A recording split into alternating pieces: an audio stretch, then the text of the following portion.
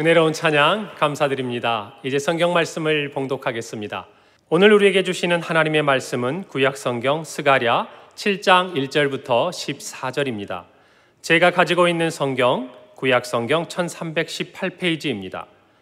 스가랴 7장 1절부터 14절 구약 성경 1318페이지입니다. 본문 중 1절부터 7절 말씀을 함께 교독하시고 이어서 14절 말씀을 합독하겠습니다. 1절입니다. 다리오 왕 제4년 아홉째 달 곧 기슬레월 4일에 여호와의 말씀이 스가랴에게 임하니라. 그때에 베델 사람이 사레셀과 레겜멜렉과 그의 부하들을 보내어 여호와께 은혜를 구하고 만군의 여호와의 전에 있는 제사장들과 선지자들에게 물어 이르되 내가 여러 해 동안 행한 대로 5월 중에 울며 근신하리이까 하매 만군의 여호와의 말씀이 내게 임하여 이르시되 온 땅의 백성과 제사장들에게 이르라. 너희가 70년 동안 5째 달과 7째 달에 금식하고 애통하였거니와 그 금식이 나를 위하여 한 것이냐. 너희가 먹고 마실 때에 그것은 너희를 위하여 먹고 너희를 위하여 마시는 것이 아니냐. 예루살렘과 사면 성읍의 백성이 평온히 거주하며 남방과 평원에 사람이 거주할 때에 여호와가 옛 선지자들을 통하여 외친 말씀이 있지 않으냐 하시니라. 14절을 다 함께 읽습니다. 내가 그들을 바람으로 불어 알지 못하던 여러 나라에 흩었느니라. 그 후에 이 땅이 황폐하여 오고 가는 사람이 없었나니 이는 그들이 아름다운 땅을 황폐하게 하였음이니라 하시니라. 아멘. 할렐루야.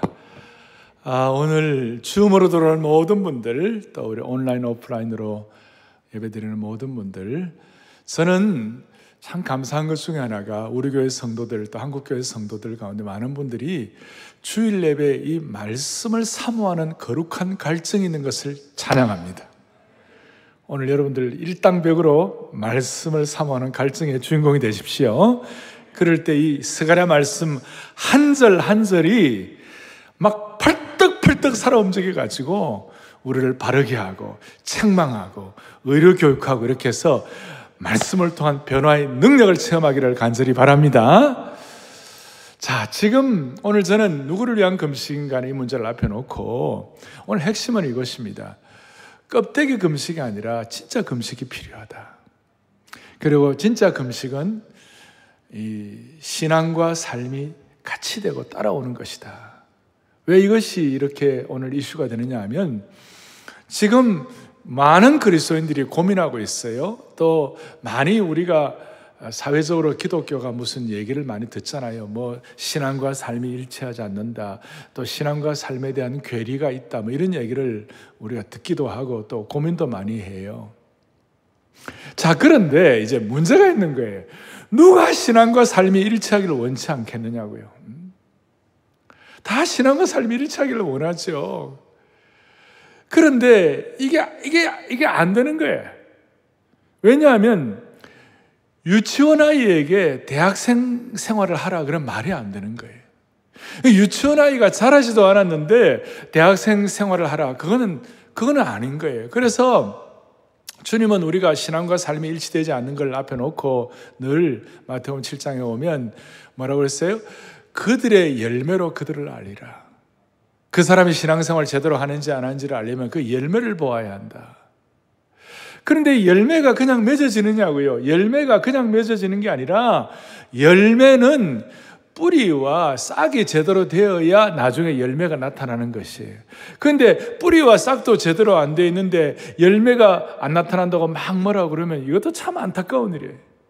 그러니 성도들 가운데 나는 왜 신앙과 삶이 일치가 안 되나 이래 고민하는 거 있는데 이 고민을 어떻게 풀어야 되는가 하면 우리가 그 열매를 막 고민하기 전에 우리의 뿌리, 신앙의 싹, 신앙의 기본이 뭔지를 우리가 늘 고민하면서 이것이 점점 성숙하게 되어가지고 잘 자라서 자연스럽게 열매가 맺어지는 축복이 있기를 바라는 것입니다. 제가 오늘 스가랴 7장을 1절부터 14절까지 쭉쭉 다 강의를 할 터인데 어느 말씀이 여러분들에게 잘 뿌려진 씨가 되고 어떤 말씀이 여러분들에게 좋은 싹이 되고 어떤 말씀이 여러분들을 성숙해 가는지를 집중하면서 오늘 잘 성숙하여 이 신앙과 삶의 일치가 안 되는 문제를 해결할 수 있도록 은혜 주시기를 바랍니다.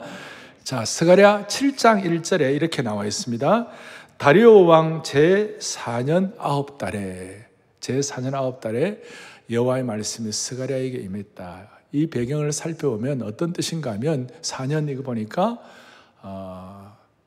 그 스가랴가 8가지 환상을 받고 난 다음에 한 2년쯤 지났어요. 한 2년쯤 이제 지나가지고 그 많이 스가랴의 환상을 통해서 사람들이 많이 위로받고 또 무너진 예루살렘 성전도 반쯤 건축이 되었어요. 그래서 이스라엘 백성들은 나름 힘을 좀 얻었어요.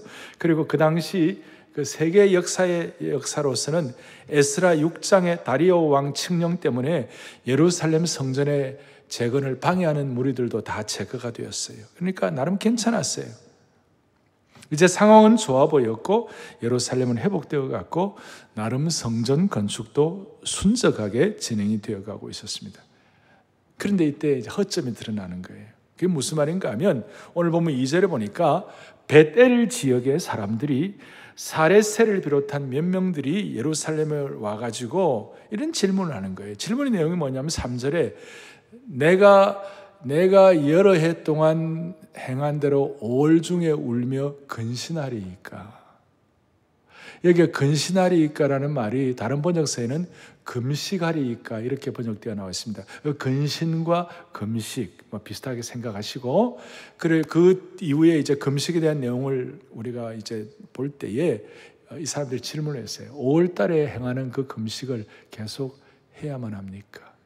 여러 해 동안 행한 대로 그대로 해야만 합니까? 자, 여기에 대한 배경은 뭐냐면 당시 이스라엘 백성들이 5월에 금식을 했어요. 왜냐하면 5월에 금식한 이유가 뭐냐면 성전 파괴된 날이 5월 달이었어요. 그걸 생각하고 5월에 금식을 했어요. 근데 이 5월 금식하고 이제 뒤에도 나옵니다. 7월, 10월 계속 금식하는데 이 금식은 어떻게 보면 하나님께서 말씀을 통하여 직접 어느 날 금식하라는 그 내용에다가 좀 추가를 한 거예요.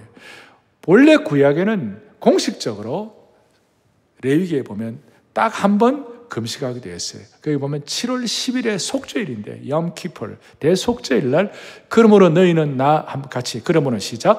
그러므로 너희는 나 여호와 앞에 모여서 금식하며 죄를 슬퍼하고 나에게 화제를 드리라. 나에게 제사를 드리는데 1년에 한 번 7월 10일 속죄일 날 한 번 금식하라. 이건 하나님께서 율법에 하나님께서 오경에 정해주신 것이에요. 나머지 이제 금식들이 추가가 되는데 나머지 금식이 어디에 추가되는가 하면 스가랴 8장 19절에 보니까 앞에 이렇게 나왔어요. 같이 보죠. 만군의 여호와가 이같이 말하노라. 넷째 달의 금식과 다섯째 달의 금식과 일곱째 달의 금식과 열째 달의 금식 이런 내용이 나오는데 이거는 이제 하나님 직접 말씀하신 것이 아니고 장로들의 유전같이 전통을 가지고 많은 사람들이 이제 금식이 추가가 된 거예요. 유대 총독이 이렇게 살해를 당한 것도 슬퍼해가지고 금식하고 뭐 이런 식으로 해갖고 그게 아마 7째 달일 거예요. 그런 식으로 이제 5째 달 금식 끝나면 7째 달, 7째 달 금식 끝나면 10째 달 이런 식으로 이제 하는데 이 사람들의 그 질문의 내용이 우리가 여러 해 동안 해온 것처럼 5째 달에 금식하는 것이 어떻습니까? 금식을 해야 됩니까? 말아야 됩니까? 이렇게 질문을 하니 이제 거기에 대한 이제 답이 어떻게 나오는가? 5절에 보니까 뭐라고 나오냐면 5절에 온 땅의 백성과 제사장들에게 이르라 너희가 70년 동안 5째 달과 7째 달에 금식하고 애통하였거니와 그 다음에 그 금식이 나를 위하여 한 것이냐? 이중 강조는 히브리어의 강력한 강조에 대한 수사예요. 강력한 강조예요. 그 금식이 나를 위하여 과연 한 것인가? 자, 제가 오늘 그 첫 번째 대지로 제목을 뭐라고 동문서답이라고 그랬어요. 이해가 되기 위하여 표현해 놓은 거예요. 이 질문에 대해서 다른 응답을 하시는 거예요. 자, 어떻게 보면 금식을 해야 됩니까? 말아야 됩니까? 이래 묻는데 그 묻는 뉘앙스에는 거기에 이제 이미 여러 해 해온 대로 습관적으로, 관습적으로, 좀 지루하게, 좀 이렇게 껍데기적으로 이렇게 이제 하는 것 같은 느낌이 거기에 포함되어 있어요. 그럴 때 주님 뭐라고 말씀해요? 해라 말라, 금식을 하라 말라, 이렇게 대답이 와야 하는데, 그 하라 말라는 말 대신에 어떻게 보면 주님께서 오히려 질문을 하시는 거예요. 금식을 하라 말라 이렇게 대답을 해야 되는데, 주님이 오히려 거꾸로 질문하신 거예요. 그 금식이 나를 위하여 한 것이냐, 아니면 너희들 스스로를 자기 연민, 자기 만족을 위한 것인가? 누구를 위한 금식인가? 거기에 이제 7절을 보니까 7절에 예루살렘 쪽 얘기하고 난 다음에 여호와가 옛 선지자들을 통하여 외친 말씀이 있지 않느냐. 하나님, 이 금식을 해야 됩니까? 말아야 됩니까? 물었을 때에 그 금식이 나를 위하여 한 것이냐라고 말씀하시면서 하나님의 답이 뭐냐면, 옛 선지자들을 통하여 외친 말씀이 해답이다, 그거예요. 그리고 옛 선지자들을 통하여 외친 말씀의 핵심이 뭐냐? 그 핵심을 그 다음 말씀 가운데 9절과 10절을 통하여 옛 선지자들이 외친 말씀, 그러니까 겉으로 드러난 금식보다 더 중요한 실체를 설명을 하시는데, 만군의 여호와가 이같이 말하여 이르시기를 너희는 진실한 재판을 행하며 서로 인애와 긍휼을 베풀며 과부와 고아와 나그네와 궁핍한 자를 압제하지 말며, 그 다음에 서로 해하려고 마음에 도모하지 말라. 여기 do와 don't가 있어요. 뭐는 행하라, 그리고 뭐는 하지 말라. 첫 번째는 진실한 재판하라. 이거는 법적인 영역인데요. 시편 89편에 보니까 의와 공의가 주의 보좌의 기초라. 이거 하나님의 보좌의 기초라. 그러니까 우리는 진실한 재판을 해야 한다. 두 번째로는 서로 인애와 긍휼을 베풀라. 이거는 인간관계 영역이라는 거예요. 당시에 외국에 살다가 돌아와가지고 성전 재건축을 하다 보니까 이 큰 건축을 하는데 얼마나 문제가 많았겠어요. 아무 일도 안 하면 문제가 없겠지만 제대로 일을 하려고 하니까 수많은 갈등과 문제가 야기되는 거 아니에요? 그럴 때 제발 법정으로 문제를 들고 가지 말고 인애와 인자와 사랑과 긍휼을 베풀라. 아멘. 그 불쌍히는 마음을 가지라, 그거예요. 오늘 지금 이 예배에 지금 줌으로 들어오는 모든 분들, 오늘 인간관계의 영역에서 하나님 주신 은혜가 있기를 바랍니다. 요즘 제가 이게 왜 중요한가 하면, 코로나 사태 이후로 사람들의 마음이 은혜의 저수지가 되어야 하는데, 많은 사람들이 이게 막 하다 보니까, 이렇게 막 스트레스를 받다 보니까 마음들이 다 불평의 저수지로 가득 찬 경우가 많아요. 그래서 요즘은 코로나 블루를 넘어서가지고 코로나 앵그리로 갔다, 그런 말이 있어요. 언제 폭발할지 모르는 거예요. 언제. 그래서 그래서 재택근무하고 집안에 계속 있다 보니까 가정적으로도 막 서로 티격태는 일들이 많은데, 사랑하는 교우들이요, 이 확진 문제가 좀 이제 우리 경계 단계가 좀 낮춰져가지고 이 안아주심의 본당과 우리 교회 곳곳마다 모여가지고 정말 우리의 마음에 있는 모든 갈등과 짐들과 어려움들을 말씀과 찬양과 예배를 통하여 다 풀어버리기를 바랍니다. 다 풀어버리기를 바랍니다. 자, 그런 은혜를 우리가 받아야 되는 거예요. 그래서 녹여버렸어요.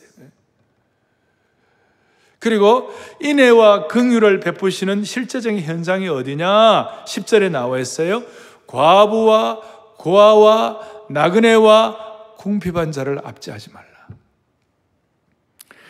너희들 금식한다고 그러는데 진짜 금식은 뭐냐? 과부와 고아와 나그네와 궁핍한 자, 소위 사회적 약자죠. 이 사회적 약자들은 구조상 자기 힘으로 버틸 힘이 없는 사람들이에요.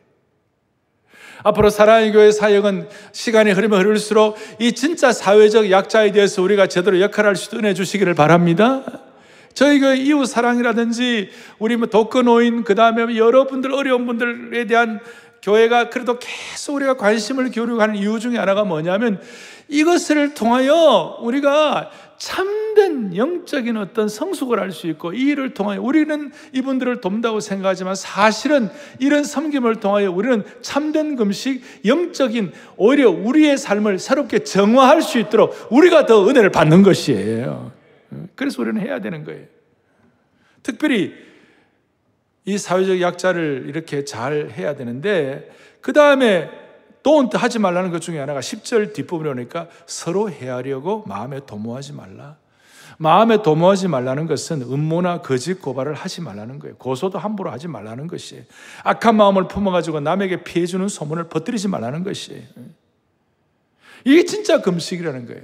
이렇게 할 때에 보이지 않게 하나님 앞에 참된 예배를 드릴 수 있다. 여기까지 연결이 되는 것이에요. 자, 이것을 오늘 어떻게 설명하냐? 금식에 대한 질문을 했을 때 이렇게 요약해서 말씀을 하시고, 이 말씀하신 이 내용이 스가랴 때만 있는 것이 아니라 옛 선지자들이 하신 말씀을 다시 한번 반복하는 것이다, 그 뜻이에요. 그러면 옛 선지자가 누굽니까? 옛 선지자는 스가랴 시대의 입장에서는 옛 선지자가 누구냐면 이사야가 스가랴를 볼 때는 옛 선지자인 거예요. 몇백 년 전의 사람이에요. 예레미야가 옛 선지자가 되는 것이에요. 그러니 오늘 특별히 이사야가 옛 선지자의 대표로서 금식에 대해서 어떻게 말씀하고 있느냐를 정리를 하면 우리에게 확 다가오는 것이 있을 거예요. 이사야 58장, 제가 정말 성경 가운데 아주 좋아하는 장수 중에 하나가 이사야 58장인데, 이사야 58장 10절에서 12절은 저는 정말 제가 너무 감사하고 좋아하고, 제가 누구에 사인을 할 때 이 구절도 많이 같이 나누고 그렇게 하는데, 이사야 58장 10절 12절부터 뭐가 나 물된 동산 같다 이런 게 나오는데, 물된 동산이 있기 전에 이사야 58장에 6절 7절을 좀 보세요. 5절부터 봐야 돼. 6절 좀 보겠습니다. 6절 함께요. 크게 읽겠습니다. 내가 기뻐하는 금식은 흉악의 결박을 풀어주며 멍에의 줄을 끌어주며 압제당하는 자를 자유하게 하며 모든 멍에를 꺾는 것이 아니겠느냐. 옛날에는 금식이 있으면 뭐 결박이 풀어지고 뭐 이런 거라고 생각했는데, 뭐 그거는 결과적으로 나타나긴 하는 거지만, 조금 더 원문 자체로 비교해 보면 진짜 필요한 금식은 뭐냐? 어려운 사람들, 멍에의 줄을 끌어주고 압제당하는 자를 도와주고 소위 사회적 약자를 배려하는 그것이 진짜 금식이라는 것이에요. 이해가 되십니까? 그래서 7절 말씀 보시라고. 7절에 함께요. 또 줄인 자에게 내 양식을 나누어 주며 유리하는 빈민을 집에 들이며 헐벗은 자를 보면 입히며 또 내 골육을 비하여 스스로 숨지 아니하는 것이 아니겠느냐. 그러니까 줄인 자에게 내 양식을 나눠주고 유리하는 빈민을 집에 들이고 도와주는 사회적 약자를 배려하는 그것이야말로 참된 금식이라 이 말이에요. 그 이후에 물된 동산 같고 물이 끊어지지 않은 샘, 영적 재생산이 나오는 것이에요. 자, 하나님께서는 이사야의 옛 선지자의 말에 뭐라냐? 내가 기뻐하는 금식은, 앞에 5절에도 나와요. 기뻐하는 금식이라는 말이 2번씩이나 나와요. 그러니까 하나님은 금식을 기뻐하십니까? 안 기뻐하십니까? 하나님 금식 기뻐하세요. 그 기뻐하는 금식이 제대로 되려면 지금 말씀하시는 금식의 올바른 내용, 금식의 올바른 성숙이 있어야 한다는 것이. 그러니까 자신이 먹지 않는 데만 초점을 맞추는 것이 아니라 진짜 사회적 약자를 배려하고 먹이고 이렇게 섬길 때 그것이 올바른 금식이 되는 줄로 믿습니다. 이것이 바로 신앙과 삶의 일치를 위하여 우리에게 주신 중요한 방향이라는 것이에요. 그리고 이것을 위해서 먼저 너희들이 성숙해야 한다. 자라야 한다. 영적으로 자라야 한다. 영적인 방향을 바로 잡아야 한다. 그래서 하나님을 위한 금식은 결국 삶의 현장 속에서 우리가 그리스도인 다움이 따라올 수 있도록. 첫 번째는 동문서다. 두 번째는 누굴 위한 금식인가? 세 번째로는 참된 금식은 생활 예배 순종이다. 오늘 여러분들 노트 다 받으셨잖아요. 자, 이렇게 옛 선지자들까지 다 함께 연결된 이런 말씀을 이스라엘 백성들에게 주었는데, 과거에 예전에 주었는데, 그 말씀을 받아가지고 그렇습니다, 약자 배려하고 그야말로 진정한 참 금식이 내게 있기를 원합니다, 이렇게 반응을 해야 하는데 그렇게 반응을 하지 아니하고 유대의 조상들은 어떻게 했는가? 오늘 이 본문에 나오는 사람들 위에 조상은 어떻게 11절 12절에 그들이 듣기를 싫어하고 그 다음에 등을 돌려 듣지 아니하고 그 다음에 귀를 막고 심지어 그 마음을 금강석 같게 해가지고 하나님의 말씀을 듣지 않았다. 여기에 말씀 듣기를 싫어했다는 말은 말씀을 진지하게 여기지 아니했고, 두 번째로 하나님께 등을 돌렸다는 말은 소가 멍에를 매지 않으려는 행동인데 하나님의 말씀을 가볍게 여기는 거예요. 하나님의 말씀을 가볍게 여기고 내 신념과 내 사상을, 무슨 사회주의적인 그런 어떤 사상들, 신념, 이상, 이런 것들을 말씀 위에 올려놓는 것, 이것이 바로 하나님께 등을 돌리는 행위라는 것입니다. 그리고 귀를 막았다는 것이, 온갖 방법을 다 동원해서 일부러 하나님의 음성을 듣지 않으려는 행동이에요. 다른 말로 하면 하나님의 말씀이 더 이상 내게 감동이 안 오는 거예요. 그러니 자연스럽게 종교 생활에 껍데기만 남는 것이죠. 외식하는 거예요. 그리고 마음을 딱딱하게 해가지고 하나님의 말씀 듣지 않는 거예요. 얼마나 마음의 돌짝밭 같은지, 그 마음이 금강석과 같다, 강철 같고 차돌 같고 다이아몬드처럼 단단하고 모질기 짝이 없다는 것이, 마음이 벽창호 같고 이스라엘 최고의 뻔뻔자가 되었다는 것이, 그리고 그 말씀을 듣지 않은 그 결과, 마음을 딱딱하게 한 그 결과 12절 뒷부분에 진노가 만군의 여호와께로부터 나왔도다. 그리고 14절에 보니까 어떻게 되느냐? 내가 그들을 바람으로 불어 알지 못하던 여러 나라에 흩었느니라. 그 후에 이 땅이 황폐해 오고 가는 사람이 없었나니 이는 그들이 아름다운 땅을 황폐하게 하였습니다. 바벨론 포로가 되고 페르시아에 흩어지고. 그런데 하나님의 마음은 이 사람들이 잘못했다고 해서 등을 돌렸다고 해가지고 진노하고 책벌 내리고 그것만이 하나님의 마음이 아니에요. 신약에 보면, 여기에 보면 돌아온 당자가 이스라엘 백성들 그 선조들처럼 돌아온 당자처럼 허랑방탕하고 온갖 참 아버지에 대해 반역을 했지만 아버지의 마음은 항상 아들이 돌아오기를 동구 밖에서 기다리는 그것이 아버지의 마음인 줄로 확신합니다. 그래서 흩어버리는 것이 하나님의 마음이 아니고, 흩어버리되 거기서라도 제대로 정신 차리고 역할을 하면 다시 회복이 되는, 돌아오면 회복되는 그 길을 주님은 항상 열어놓으시는 것이에요. 항상 열어놓으시는 거예요. 이걸 나중에 깨닫고 바벨론 포로 시대 또 그걸 저주라고 생각하지 아니하고, 이 가운데서 신앙과 삶의 일치를 통하여 이웃에게 본이 되고 덕이 되고 역할 모델을 할 수 있도록 거기에 회당을 세우게 하시고, 그 회당 속에서 히브리어로 쓰여진 이 성경을 헬라어로 당시에 통용되던 국제 언어인 헬라어로 번역될 수 있도록 셉티오진 70인역을 만들 수 있도록 그런 기초를 마련하는 거예요. 그러니 저주로만 끝나는 것이 아니라 회복되게 하시는 것이 주님의 은혜인 줄로 믿습니다. 이거예요. 자, 이것이 구원사 전체, 구원 역사의 전체 흐름으로 볼 때는 어떻게 이것이 맥맥이 이어가는가 하면, 예수님께서 이제 공생애를 시작하시면서 제일 먼저 하신 일이 40일 동안 광야에서 금식을 하셨어요. 소위 금식을 하시고 난 다음에, 예수님이 40일 금식하고 난 다음에 제일 먼저 하신 일이 뭐냐면, 누가복음 4장 18절 19절에 보면 이사야 옛 선지자의 말씀을 요약한 이사야의 61장에 있는 말씀을 예수님께서 다시 한번 그 시대 앞에 선포하신 거예요. 같이 보죠. 뭐라고 되어 있는가? 자, 금식하고 난 다음에 주님께서 18절 19절에 같이 보겠습니다.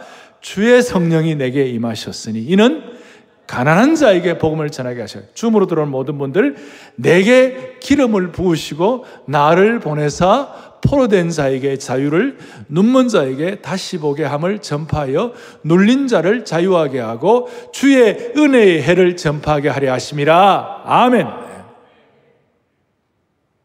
이것이 명백하게 옛 선지자의 말씀이 메시아 되시는 예수 그리스도, 참된 선지자, 왕직을 겸한 제사장이신 예수님을 통하여 이것이 다시 한번 완전히 make alive, 살아나도록 만들어주시는 것이 이 말씀이. 그러니까 구약의 진정한 금식은 사회적인 약자를 배려하고 그 약한 사람들의 포로됨을 다 풀어주는 것이 참된 금식에 대한 의미라면, 신약의 예수님께서 그것을 완전히 예수님의 공생의 사역의 첫 번째로 옛 선지자의 말씀을 인용해가지고 이 금식의 진정한 의미를 표현하게 하신 주님을 찬양한다는 것입니다. 특별히 포로된 자에게, 눈먼 자에게 참된 자유를, 참 자유를 주신다는 것이에요. 그러니까 참 자유란 것은 경제적으로 어려운 분들을 돕는 것뿐만 아니라 진짜 자유는 영적 자유가 참 자유인 줄로 믿습니다. 그거예요. 그게 왜 그러냐면 거기에 대한 신뢰로 이제 성전에서, 이 하나님의 성전에서 해야 할 일이 무엇인가 참 자유를 주는 것인데, 예수님께서 성전에서 이런 말씀을 가르치고 있는데 어느 날 바리새인들이, 요한복음 8장에 보면 바리새인들이 간음하다가 잡힌 여인을 데리고 와가지고, 간음하다가 현장에서 잡힌 여인을 데려와가지고 성전 앞에다가 내팽개치는 거예요. 그리고 뭐라고 얘기하느냐면, 율법에 의하면 이 여인을 돌로 치라 명하였거니와 선생님 어떻게 하겠냐고. 그 정말 가식, 내로남불, 그리고 신앙과 일치를 겉으로는 주장하지만 실제로 아닌 사람들의 대표적인 사람들이 바리새인들이었어요. 성전에서 약자를, 진정한 금식인 약자를 배려하고 진짜 영적으로 억눌린 자에게 참 자유를 줘야 돼. 그런 사람들을 보면 같이 마음 아파하고 같이 고통하고 약자를 배려해야 되는데, 그 바리새인들의 마음속에는 그러지 아니하고 어떻게 됐습니까? 뭐 겉으로 볼 때는 멋있는 것 같지만 속은 다 썩어 빠져가지고 그렇게 정죄하고 그렇게 하는 거예요. 그거는 금식 아니다. 왜? 금식의 문제에 있어서는 대장이 바리새인들이었어요. 금식을 철저히 지킨 사람이었어요. 그게 껍데기 금식이죠. 그래서 많은 신학자들이 하는 얘기가, 오늘 스가랴 7장의 이 내용의 신약의 가장 강력한 재해석이 어딘가, 그것이 바로 껍데기나 실체의 네 번째, 껍데기나 실체에 있어서 누가복음 18장의 바리새인과 세리의 기도가, 이것이 가장 결정적인 현상이라는 것이에요. 여러분 이해가 되십니까?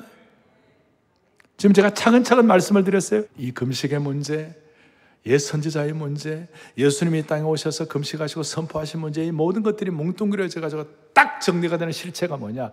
껍데기냐 실체냐? 껍데기 예배냐 참 예배냐? 그것이 바로 누가복음 18장에 아시죠? 누가복음 18장에 자기의에 충만한 껍데기 예배자가 나옵니다. 누굽니까? 바리새인들이. 껍데기 예배자에게는 신앙이란 것은 남의 눈을 의식한 거칠에 불과한 것이. 그 사람들은 의식주의자였고 전통주의자였고 형식주의자들이었어요. 좀 극단적으로 얘기하면 이 사람들은 하나님께 기도하지 아니하고 자기에게 기도하는 거예요. 하나님께 예배하는 것이 아니라 자기에게 예배하는 사람들이에요. 자기 연민, 자기 만족이에요. 정말 자기 중심이에요. 그러니까 주님, 나는 성경에서 말하는 대로 금식하고 다 지켰나이다. 그래, 너 진짜 약자 돌보느냐?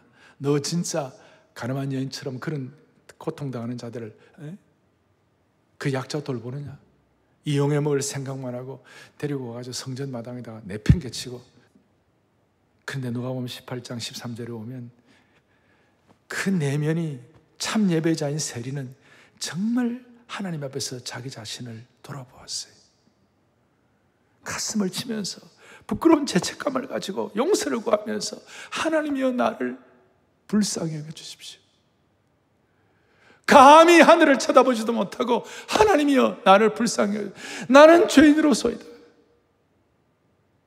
껍데기 금식자 바리새인과 자기의 가슴을 치면서 나는 죄인입니다, 나를 불쌍히 여기소서 하는 진짜 참 예배자, 여기서 구별이 되는 것이에요. 하나님께서 사랑의 교회 교우들을 한국 교회를 불쌍히 여기셔서 매주일마다 우리 자신을 불쌍히 여겨주시는 그런 축복을 저희들이 받았으면 좋겠습니다. 바리새인은 자기를 모르고 떵떵거렸고 세리는 자기를 알고 가슴을 치는 거예요. 바울이 이걸 깨닫고 나중에 2장의 13절 17절에 오면 하나님 앞에서는 율법을 듣는 자가 의인이 아니 율법을 행하는 자가 의롭다함을 받는다고 그랬어요.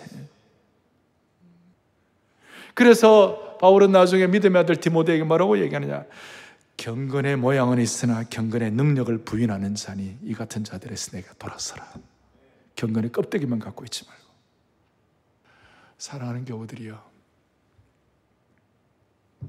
우리가 신앙과 삶이 일치되려고 노력을 하는데 알면서도 안 되는 이유는 우리가 어리기 때문에 우리의 싹과 우리의 뿌리를 성숙하게 하고 키워야 할 줄로 믿습니다.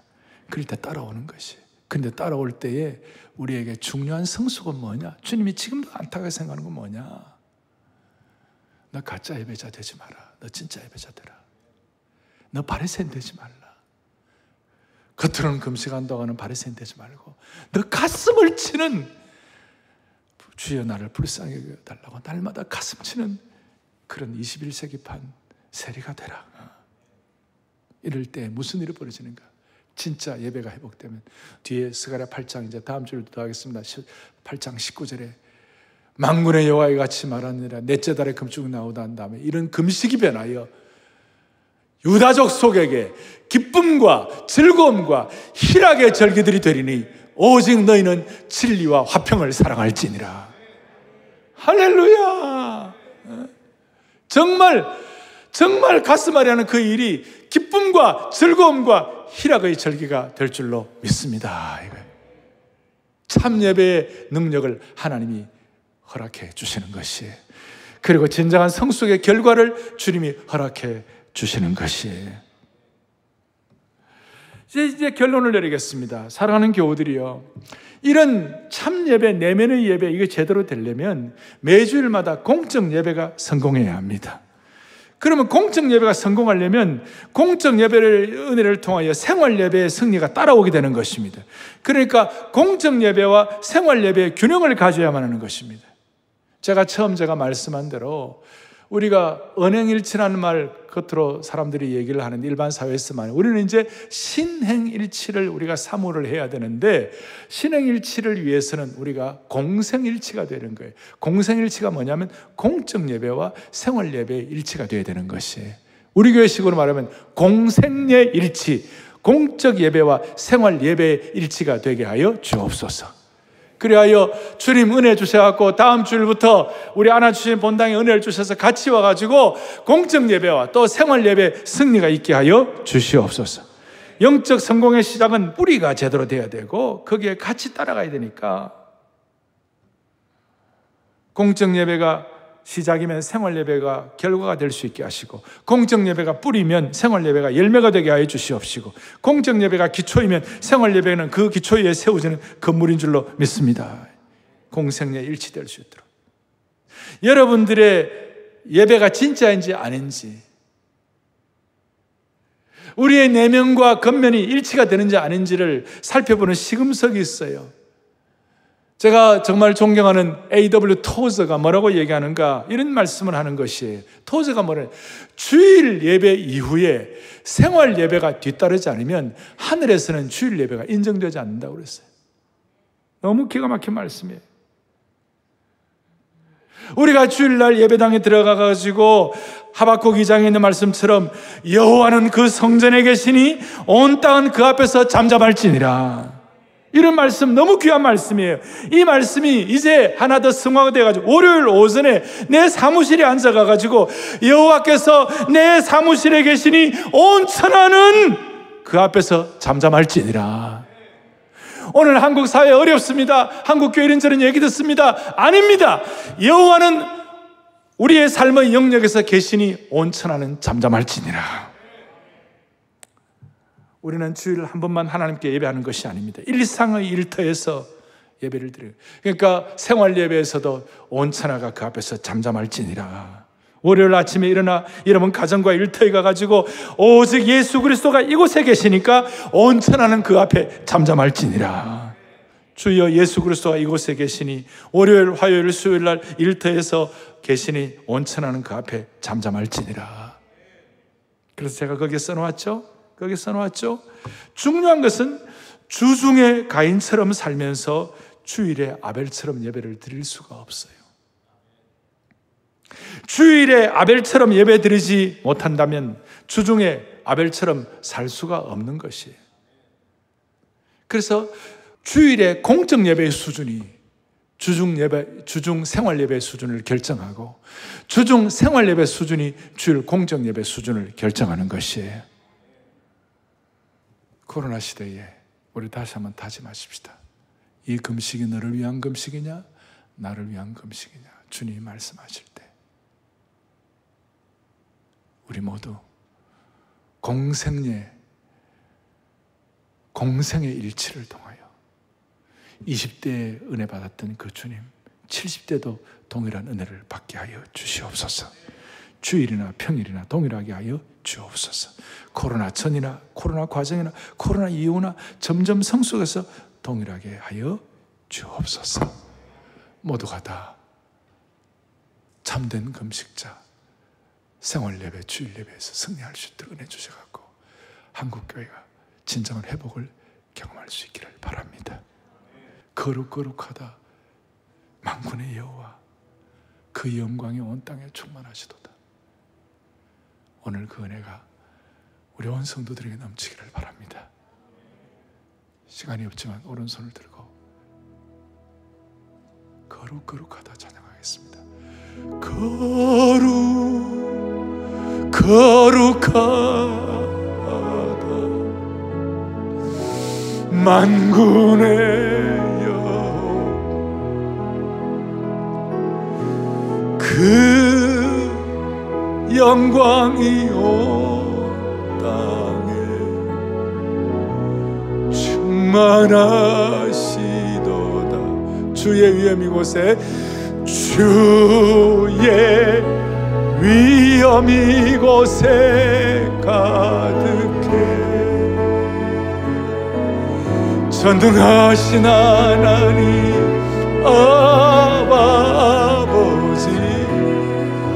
찬양받기 합당한 존귀하신 주님 주의 위엄 이곳에 가득해. 저는 어젯밤에 이 메시지를 마무리하면서 우리 집 사람하고 이 찬송을 하는데 거룩하다 하는데 눈물이 막 나는 거예요. 거룩하다. 여호와는 온 성전에 계시니 여호와는 우리 생활의 영역에 계시니 온천하는 잠잠할지어다. 거룩하다. 가슴에 손을 얹고 기도하겠습니다. 하나님 아버지, 금식을 해야 됩니까? 안 됩니까? 물어볼 때 하나님은 오히려 이 금식이 너희를 위한 것이냐 나를 위한 것이냐 물어보았을 때 주여 우리가 금식의 참 의미를 깨닫고 약자를 배려하며 참 예배자가 될 때 우리 진정한 승리자가 될 수 있도록 도와주옵소서. 예수 그리스도를 받들어 기도 올리옵나이다.